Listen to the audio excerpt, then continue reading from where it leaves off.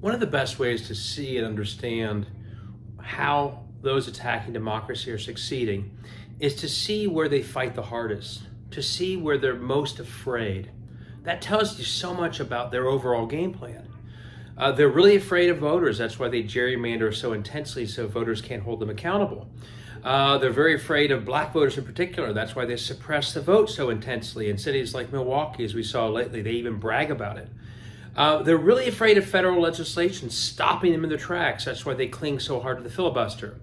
And lately we've seen they're really afraid, deathly afraid of independent state courts that can hold them accountable and that can be a check on balance in terms of what they're doing and stop some of it. We've seen this recently in particular in North Carolina and Ohio. In both these states in recent years, the voters actually elected independent courts. And what did these gerrymandered extremist legislatures do when these courts became independent? They declared war on both of them. They changed the rules in both states to make these races for justice partisan, so they hope to get courts as partisan as they are, and obviously in the same party. Sadly, that succeeded in both states in recent years.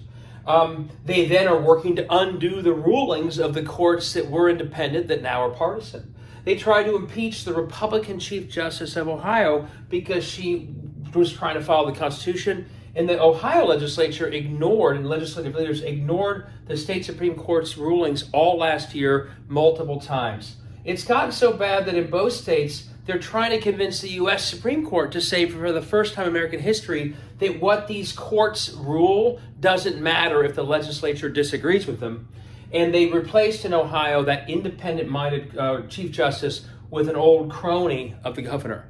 That's how much they are scared of independent courts. That's how much they'll fight to make these courts partisan. What does that tell us? It tells us that we need to fight like hell right now in Wisconsin. In April 4th, Wisconsin has an opportunity to have itself a court independent from that gerrymandered legislature. Do everything you can to help make that happen. They're telling us how important that is.